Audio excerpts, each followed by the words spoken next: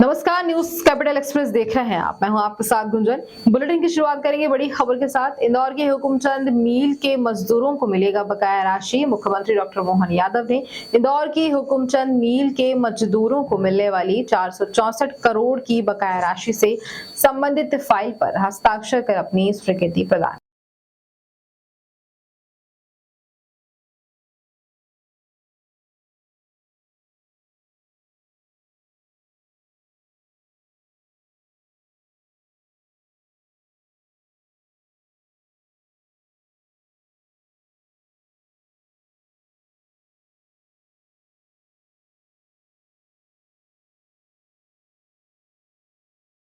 माननीय अध्यक्ष महोदय, आज मध्य प्रदेश विधानसभा में सदन के सदस्य रहे दिवंगत हुए राष्ट्रीय हमारे राजनेताओं को मेरी ओर से हार्दिक श्रद्धांजलि। हमारे अपने इस सदन के बहुत वरिष्ठ माननीय सरताज सिंह जी, जो भारत सरकार के मंत्री भी रहे और इस सदन में भी मंत्री करके उन्होंने अपना कार्यकाल पूरा किया। हम सब उनको सरताज बाबूजी के नाम से जानते हैं। उनका जन्म उज्जैन जिले की बड़नगर तहसील में 26 मई 1940 को हुआ था। 5 बार सांसद, 2 बार विधायक के रूप में जनता की सेवा की। वह केंद्र और मध्य प्रदेश सरकार में मंत्री रहे। वर्ष 1971 से 72, 1978 से 80 नगर पालिका इटारसी में अध्यक्ष रहे। वर्ष 1991 से 94 में मध्य प्रदेश सरकार के कोषाध्यक्ष और उपाध्यक्ष रहे। आपातकाल के दौरान जुलाई 1975 से नवंबर 1976 तक निरुद्ध रहे। सरताज सिंह जी 13वीं 14वीं विधानसभा के सदस्य निर्वाचित हुए। क्रमशः मंत्री वन, लोक निर्माण, 9वीं, 10वीं, 11वीं, 12वीं, 14वीं लोकसभा के सदस्य निर्वाचित हुए तथा अनेक विभागीय और संसदीय समिति के सदस्य रहे। दिनांक 26 मई 1996 से लेकर 1 जून 1996 तक केंद्र सरकार में स्वास्थ्य एवं परिवार कल्याण मंत्री रहे। शिक्षा, खेल, संस्कृति इत्यादि में विशेष कार्य किया। आपका योगदान साहित्यिक गतिविधियों में भी बढ़ावा देने वाला रहा है। आपको सदैव जन कल्याणकारी योजनाओं के लिए याद रखा जाएगा। उल्लेखनीय है कि पूर्व मुख्यमंत्री कांग्रेस के दिग्गज नेता अर्जुन सिंह जी को भी उन्होंने एक बार चुनाव में हराया था। 12 अक्टूबर 2023 को 83 वर्ष की उम्र में सरताज सिंह जी का देहांत हुआ। उनके निधन से देश के एक वरिष्ठ तथा लोकप्रिय नेता, समाज सेवक तथा कुशल प्रशासक हमने खो दिया है। श्री रामदयाल अहिरवार जी का जन्म जुलाई 1948 को महाराजपुर जिला छतरपुर में हुआ था। वे राष्ट्रीय स्वयंसेवक संघ तथा जनसंघ से जुड़े रहे। उन्होंने लंबा राजनीतिक जीवन जिया तथा समर्पित समाज सेवी थे। सतत जन कल्याण के कार्यों में लीन रहे। व 2 बार अनुसूचित जाति मोर्चा के जिलाध्यक्ष तथा वर्ष 2005 में कृषि उपज मंडी सहित अनेक शासकीय संस्थाओं के अध्यक्ष रहे। उन्होंने महाराजपुर विधानसभा के अलावा चंदला विधानसभा से चुनाव लड़ा और विजयश्री हासिल की। श्री अहिरवार प्रदेश की 6वीं, 9वीं, 10वीं, 11वीं, 12वीं तथा 13वीं विधानसभा के सदस्य के रूप में निर्वाचित हुए। 12वीं विधानसभा अवधि में गृह तथा परिवहन राज्य मंत्री रहे। 13वीं विधानसभा में जल संसाधन मंत्री। सहज और सरल स्वभाव के धनी श्री अहिरवार की छवि प्रदेश के लोकप्रिय विधायक के रूप में रही है। 90 वर्ष की उम्र में 13 अगस्त 2023 को अहिरवार जी का निधन हुआ। उनके निधन से प्रदेश के एक वरिष्ठ एवं लोकप्रिय नेता तथा कुशल प्रशासक को हमने खोया है। श्री भगवत सिंह पटेल का जन्म 17 नवंबर 1936 को ग्राम नया खुर्द जिला रायसेन में हुआ। वह अखिल भारतीय किरात क्षत्रिय महासभा के सदस्य रहे। श्री पटेल राष्ट्रवादी विचारधारा के प्रबल समर्थक थे। मध्य प्रदेश की 9वीं, 11वीं, 12वीं विधानसभा में बरेली का प्रतिनिधित्व किया। श्री पटेल ने बरेली विधानसभा के विकास में अहम भूमिका निभाई। 28 जुलाई 2023 को 87 वर्ष की आयु में उनका देहांत हुआ है। श्री भगवत सिंह मान के निधन से प्रदेश ने एक लोकप्रिय नेता को तथा समाज सेवी को खोया है। श्री कल्याण जैन का जन्म 6 फरवरी 1934 को इंदौर में हुआ। श्री जैन मध्य प्रदेश में समाजवादी आंदोलन के प्रणेता रहे। आपके राजनीतिक जीवन की शुरुआत 1962 में नगर निगम इंदौर में पार्षद के रूप में हुई है। श्री जैन ने प्रदेश की चौथी विधानसभा में संयुक्त समाजवादी पार्टी की ओर से विधानसभा क्रमांक 3 का प्रतिनिधित्व किया है। आप जनता पार्टी के अलावा संयुक्त समाजवादी पार्टी तथा भारतीय लोकदल के भी सदस्य रहे हैं। आप 1977 में 6वीं लोकसभा के लिए सदस्य निर्वाचित हुए थे। श्री कल्याण जैन जी का निधन 13 जुलाई 2023 को हुआ है। आपके निधन से प्रदेश के एक वरिष्ठ नेता एवं समाज सेवी को हमने खोया है। श्री लीलाराम भोजवानी का जन्म 24 जनवरी 1941 को दादू सिंध में हुआ था। राजनांदगांव में आपके राजनीतिक जीवन के सफर की शुरुआत हुई। आपने भारतीय जनता पार्टी के कई पदों पर आप रहे हैं। श्री भोजवानी राजनांदगांव नगरपालिका के पार्षद, उसके बाद कनिष्ठ एवं वरिष्ठ उपाध्यक्ष रहे व मजदूर संघ के संस्थापक अध्यक्ष रहे। श्री भोजवानी रायपुर से प्रकाशित हिंदी दैनिक के संवाददाता भी रहे। श्री भोजवानी प्रदेश की 9वीं 11वीं विधानसभा के माननीय सदस्य के रूप में निर्वाचित हुए। श्री भोजवानी अविभाजित मध्य प्रदेश की 9वीं विधानसभा में राज्य मंत्री एवं श्रम विभाग में रहे हैं। श्री भोजवानी का निधन 16 अगस्त 2023 हुआ है। आपके निधन से प्रदेश ने एक वरिष्ठ नेता एवं कुशल प्रशासक खोया है। श्री ताराचंद पटेल का जन्म 20 अक्टूबर 1941 को डालियाखेड़ी जिला खरगोन में हुआ। वे मां नर्मदा के अनन्य भक्त। उन्होंने गांव से अपने राजनीतिक जीवन की शुरुआत की। जनपद पंचायत का चुनाव लड़ राजनीति में कदम रखा। सामाजिक कुरीतियों के विरुद्ध सदैव मुखर रहे। वह कृषि उपज मंडी समिति सनावद के अध्यक्ष, नेफेड के संचालक रहे। श्री पटेल नगर पालिका सनावद के पार्षद, उपाध्यक्ष तथा अनेक सहकारी संस्थाओं में पदाधिकारी रहे। श्री पटेल ने वर्ष 1993 में प्रदेश की 10वीं विधानसभा में भारतीय राष्ट्रीय कांग्रेस की ओर से बड़वा क्षेत्र का प्रतिनिधित्व किया। वर्ष 1999 में खरगोन से 13वीं लोकसभा के सदस्य निर्वाचित हुए। श्री पटेल के निधन से प्रदेश ने एक वरिष्ठ नेता तथा समाज सेवी खो दिया। श्री रामलाल भारद्वाज छत्तीसगढ़ के बालोदा बाजार जिले के पलारी विधानसभा के पूर्व विधायक। जन्म 11 अप्रैल 1947। जन्म स्थान ग्राम भंडारी, जिला रायपुर, वर्तमान में छत्तीसगढ़ राज्य। पेशे से शिक्षक। श्री रामदयाल 1998 में पलारी विधानसभा से विधायक चुनकर के आए थे। वर्ष 2000 में राज्य विभाजन के फलस्वरूप छत्तीसगढ़ की पहली विधानसभा के सदस्य बने। पृथक छत्तीसगढ़ के निर्माण के बाद आपने श्री अजीत जोगी को प्रथम मुख्यमंत्री बनाने में महत्वपूर्ण भूमिका निभाई है। आप अपने विकास कार्यों के लिए इतनी चिंता करते थे कि अपनी ही सरकार के खिलाफ धरने पे बैठ गए। आप जिला सहकारी एवं भूमि विकास बैंक के अध्यक्ष भी रहे। 2 नवंबर 2023 के दिन लंबी अस्वस्थता के पश्चात आपका निधन हो गया। आपको आपके सरल सहज स्वभाव के लिए सदैव स्मरण किया जाएगा। डॉक्टर MS गिल, पूर्व केंद्रीय मंत्री एवं पूर्व मुख्य चुनाव आयुक्त। पूरा नाम श्री मनोहर सिंह गिल। जन्म स्थान 14 जून 1936। कुशल नौकरशाह, राजनीतिज्ञ, लेखक। वर्ष 1996 से लेकर 2001 के बीच आप भारत के मुख्य चुनाव आयुक्त रहे।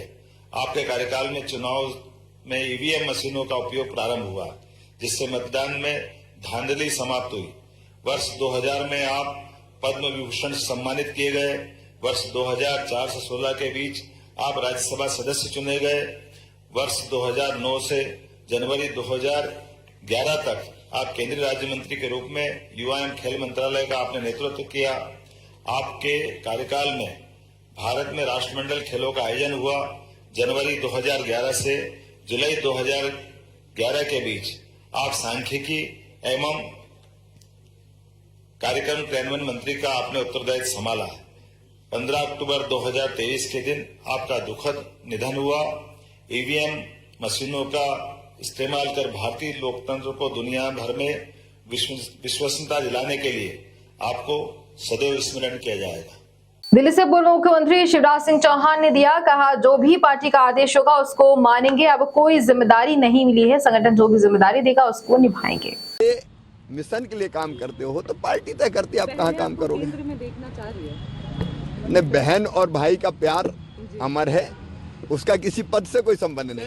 विकसित संकल्प यात्रा में आप जो जा रहे हैं, विकसित भारत संकल्प यात्रा में किस जिम्मेदारी के साथ, किस भूमिका में आप रहेंगे? जो पार्टी तय करेगी। अभी कुछ डिसाइड नहीं, अभी तो इस यात्रा में कुछ जगह मुझे जाने को कहा जाएगा जी, और मैं दक्षिण के राज्यों में जाऊंगा। दक्षिण की जिम्मेदारी तो आपको मिली है सर। नहीं, कोई जिम्मेदारी मंत्रिमंडल में क्या इससे ज्यादा है। सर एक और बात, मंत्रिमंडल में नए चेहरे होंगे क्या? अब वो तो पार्टी तय करेगी, सलाह मशवरा जो होनी थी। पूर्व गृह मंत्री विधायक बाला बच्चन ने बीजेपी पर आरोप लगाया है पंडित जवाहरलाल नेहरू देश के पहले प्रधानमंत्री थे। जिस तरह बाबा भीमराव अंबेडकर की प्रतिमा स्थापित की गई, उसी तरह पंडित जवाहरलाल नेहरू की प्रतिमा स्थापित करना चाहिए था। देश की आजादी में स्वर्गीय नेहरू का बड़ा योगदान रहा है और ये कोई बहुत बड़ा काम नहीं कर लिया उन्होंने।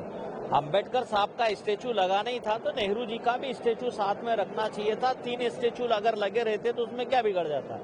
लेकिन ये नेहरू जी के प्रति कितना संकीर्ण सोच भाजपा रखती है उसको ये दर्शाता है और ऐसा नहीं करना चाहिए था। लेकिन अभी ये उनका सोच है। हम इस लड़ाई को लड़ेंगे, हमारी पार्टी के साथ में जो हमारी जो राय जो बनती है उस लाइन पे हम लोग रहेंगे।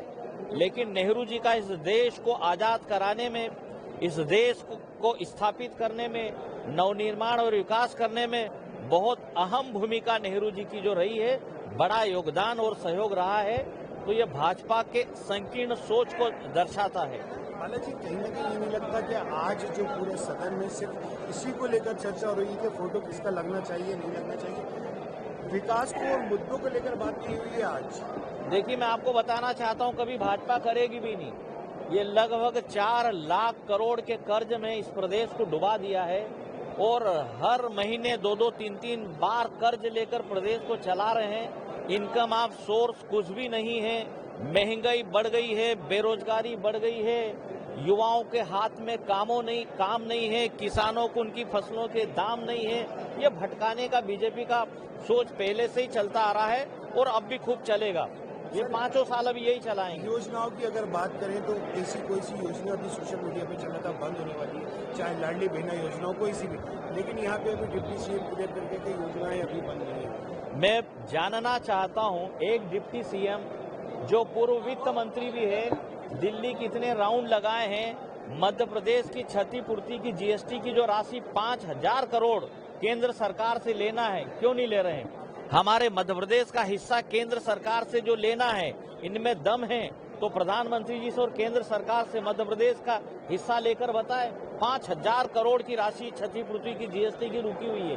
कई बार मैंने सदन में इस बात को जो उठाई है। इसके अलावा भी हमारी बहुत सारी जो राशि हमारे हक की जो मध्य प्रदेश की जो बनती है वो केंद्र सरकार नहीं दे रही है। हम मध्य प्रदेश के मुख्यमंत्री और उनके पूरे दोनों उप मुख्यमंत्रियों में अगर दम है तो ये राशि लाकर दिखाएं। कोई इनका विकास और नवनिर्माण का कोई सोच नहीं है, लोगों को गुमराह करते रहते हैं और भ्रमित करते रहते हैं और प्रदेश को चलाते रहते हैं। धन्यवाद। मध्य प्रदेश विधानसभा में नेहरू की फोटो हटाकर अंबेडकर जी की फोटो लगाने को लेकर कांग्रेस बीजेपी में बयानबाजी का दौर शुरू हो गया है। दरअसल विधानसभा सदन के अंदर अध्यक्ष की आसंदी के पीछे दीवार पर गांधी जी और नेहरू जी की फोटो पहले लगी हुई थी, मगर जब कल विधानसभा का सत्र शुरू हुआ तो देखा गया कि नेहरू जी की जगह अंबेडकर जी की फोटो लगी थी। इसके लोग इस प्रकार की भ्रांति पैदा करने की कोशिश करते हैं। नाथूराम गोडसे ने पूज्य बापू की हत्या की थी, एक हत्यारे थे और भारत के संविधान के अनुसार न्यायालय के द्वारा उनको सजा हो चुकी थी, उनको मौत की सजा हुई है। इसलिए गोडसे का बखान हम नहीं कर रहे हैं। हम तो राष्ट्रभक्त लोगों का, देशभक्त लोगों का, जिन्होंने राष्ट्र के निर्माण के लिए काम किया है, उनका बखान करना चाहते हैं। कांग्रेस ने भारत के गौरवशाली इतिहास, गौरवशाली परंपराओं को नष्ट करने का काम किया है। हम फिर से सही इतिहास भी लिखना चाहते हैं ताकि लोगों को मालूम पड़े कि नेहरू खानदान के अलावा भी भारत का इतिहास है। कांग्रेस ने केवल भ्रम फैलाने की कोशिश की हमेशा, और नेहरू खानदान से अलग कांग्रेस नहीं गई है। भारतीय जनता पार्टी की सरकार सभी महापुरुषों का सम्मान करने का काम कर रही है। डॉक्टर भीमराव अंबेडकर पे कांग्रेस को क्या आपत्ति है, कांग्रेस को लोग बताएं। का दर्शन आप कह रहे हैं कि अलग था बिल्कुल। दर्शन किस तरीके से? देखिए, दर्शन इस रूप में था कि उन्होंने देश को सनातन राष्ट्र नहीं माना। उन्होंने कहा कोई आ गया बस गया, कोई काबिल आया बस गया, और ऐसे भारत का निर्माण हुआ है। भारत का निर्माण सदियों से सृष्टि निर्माण के साथ है, इसलिए यह राष्ट्र सनातन राष्ट्र है जिसकी कोई तिथि नहीं है। ये भी नेहरू के दर्शन में नहीं था। नेहरू अपने देश को भी जो भिन्न भिन्न देश है उनके जैसा देश मानते थे। कांग्रेसी गोडसे की तस्वीर भी लगाई जाए। मोदी शाह ने सदन की गरिमा का अपमान किया है। गंभीर सुरक्षा चूक के बावजूद वो संसद में आकर बयान नहीं देती। मुझे बहुत दुख है कि इतिहास में पहली बार इतने सांसदों को सस्पेंड किया गया है। ये लोकतंत्र की धज्जियां उड़ाने जैसा है। सदन की मर्यादा पर गहरी ठेस है। मल्लिकार्जुन खड़गे। आज तक कितने एजिटेशन ऐसे नहीं हुए, कितने लोग एमपी अपनी बात रखने के लिए कोशिश नहीं की, लेकिन इस बार वो खुद ही मोदी और शाह दोनों नहीं आना चाहते सदन में, और वो बाहर लेक्चर दे रहे हैं। कोई भी वाराणसी जाते हैं, कभी अहमदाबाद जाते हैं, लेकिन यहाँ हाउस चल रहा। ये तो सदन की गरिमा को वो लोग एक तरफ से उन्होंने अपमान किया है, और जो लोग अपमान करते हैं डेमोक्रेसी का, और वो हमको पाठ पढ़ाते हैं। और ये मुझे बड़ी दुख की बात है कि सदन के दोनों स्पीकर और चेयरमैन साहब एमपीज को प्रोटेक्शन न करते हुए उनको मनमाने सस्पेंड किया गया।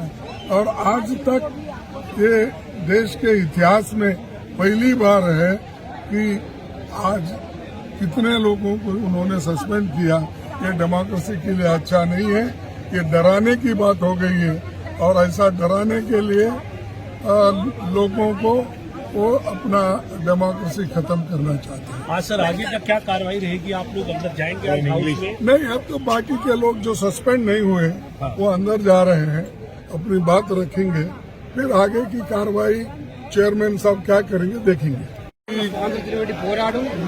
शाह होम मिनिस्टर अंदर आकर स्टेटमेंट करे ताकि हमको सच्चाई मालूम हो, लेकिन वो क्यों भाग रहे हैं मुझे मालूम नहीं। और जब पार्लियामेंट चल रहा है, दोनों हाउस चल रहे हैं, तो ये लोग सदन के बाहर है, ये कभी नहीं हो सकता। जो स्टेटमेंट सदन के बाहर आप देते हैं वो सदन के अंदर देने के लिए क्या? ये होता है प्रिविलेज कि जब सदन चलता है तो जो बातें यहाँ पर बोलना है वो बातें अगर आप बाहर बोलते हैं तो ये सदन के मर्यादे को आप एक ठोस लगाया है। पूर्व सांसद वर्तमान विधायक राकेश सिंह ने कहा कि सांसद में सांसद बैठे हैं और विधानसभा में विधायक बैठे हैं। वहीं राकेश सिंह ने कहा है कि पूर्व प्रधानमंत्री पंडित जवाहरलाल नेहरू का फोटो क्यों लगना चाहिए? ऐसे तो देश में कई प्रधानमंत्री हुए, क्या सबके फोटो लगना चाहिए? लोकसभा के बाद विधानसभा का पहला दिन कैसा रहा आपके पास? ये मैं इसलिए पूछ रहा हूँ कि एक अलग तरह का अनुभव तो स्वाभाविक रूप से रहा होगा। देखिए, संसदीय प्रक्रिया तो करीब करीब एक जैसी ही है। फर्क है, लोकसभा में सांसद बैठते हैं, विधानसभा में विधायक बैठते हैं। दोनों ही जगह समाज हित और जन कल्याण के कार्य होते हैं। दोनों ही जगह नियम और कानून बनते हैं। नेहरू की फोटो हटाई गई है, उसको लेकर बड़ा विवाद गरमाया हुआ। अंबेडकर की फोटो नहीं, पहले तो ये बताइए कि नेहरू जी की फोटो लगना क्यों चाहिए? देश में कई पूर्व प्रधानमंत्री हैं, तो सिर्फ नेहरू जी ही क्यों? एकमात्र उन्हीं की फोटो को लेकर कांग्रेस इतनी हाय तौबा क्यों मचा रही है? संविधान निर्माता भीमराव अंबेडकर जी का फोटो अगर लगाया गया है तो भीमराव अंबेडकर जी का फोटो अध्यक्ष की पीठ के पास नहीं लगेगा तो कहाँ लगेगा? जहां कानून से, संविधान से व्यवस्थाएं चलती हों, वहां अंबेडकर जी नहीं होंगे तो कौन होगा? कांग्रेस वास्तव में विरोध करती आई है अंबेडकर जी का। सभी जानते हैं, देश जानता है कि कांग्रेस ने अंबेडकर जी को 2-2 बार चुनाव हरवाने का पाप किया है और उसकी आपत्ति अंबेडकर जी की फोटो से है, क्योंकि कांग्रेस के पास भी कोई लॉजिक नहीं है कि नेहरू जी की फोटो क्यों लगना चाहिए। और देश इस बात को भली भांति जानता है कि ये कांग्रेस की दलित विरोधी मानसिकता है, अंबेडकर विरोधी मानसिकता है, जिसको देश स्वीकार नहीं करेगा। पूर्व मंत्री विधायक कांग्रेस मरकाम ने साधा निशाना बीजेपी पर कहा कि पूर्व प्रधानमंत्री पंडित जवाहरलाल नेहरू की तस्वीर हटाना ठीक नहीं है।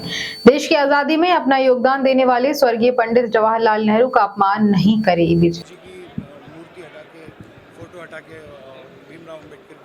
आज भारतीय जनता पार्टी की सरकार ने स्पष्ट कर दिया कि फूट डालो राज करो की नीति उनकी सबसे महत्वपूर्ण हथियार है। आज नेहरू जी, अंबेडकर जी पर वो विवाद कराने के लिए एक बहुत ही सोची समझी षड्यंत्र के तहत इस तरह से जो कार्य किए हैं। हमारा कहना है कि देश के प्रथम राष्ट्रपति डॉक्टर राजेंद्र प्रसाद जी, देश के प्रथम प्रधानमंत्री पंडित जवाहरलाल नेहरू जी, संविधान निर्माता डॉक्टर भीमराव अंबेडकर जी, सभी का आप प्रतिमा लगाइए। हम तो कहना चाहेंगे कि सभी का सम्मान, संविधान का सम्मान भाजपा करे, ये हम अनुरोध करेंगे। पर भाजपा के लोग सिर्फ षड्यंत्र करके अपना फूट डालो राज करो का जो उनका लोग कहते थे, आज देखने को मिल रहा है कि अभी लोकसभा चुनाव आने वाला है, तो ये आपस में विवादों में अभी ये जो जनता के लिए किए हैं वादे, वो अभी नहीं कर रहे हैं। 3100 रुपये धान का रेट अभी कहीं पर अनाउंस नहीं किए हैं। लाडली बहनाओं के खाते में पैसा दूसरे महीना हो गया, नहीं जा रहा है। इससे ध्यान भटकाने के लिए ये इस तरह की षड्यंत्र कर रहे हैं। भाजपा का षड्यंत्र करना सबसे बड़ा उनका इस समय चाल बना हुआ है, जो देश के लिए, प्रदेश के लिए, आप हम सब के लिए ठीक नहीं है। कांग्रेस के पास मुद्दे नहीं है जैसे मुद्दे होने चाहिए, इस वजह से इस तरह की बातें करते हैं, जिसके कई बीजेपी नेताओं ने विरोध भी करा। देखो, भाजपा के लोग, उनको ट्रेनिंग दिया जाता है कि फूट डालो राज करो। और मैं एक चीज कह दूं, अभी तो भाजपा भी नहीं है, आपको समझना पड़ेगा। भाजपा नहीं है, भाजपा के मूल जनक के रूप में वाजपेयी जी, अडवाणी जी थे, तो आज वाजपेयी जी नहीं है, अडवाणी जी हैं, तो उसकी बात तो कहीं मानते नहीं है। आज जो है सिर्फ 2 लोगों का निर्णय चलता है, वो है अमित शाह जी और माननीय मोदी जी। इस समय उनके इशारे पर जो देश के अंदर हालात बनते जा रहे हैं, वो देश में उचित नहीं है। आने वाले समय में हमारे लिए बड़ा खराब परिस्थिति निर्मित कराने वाले हैं। ठीक।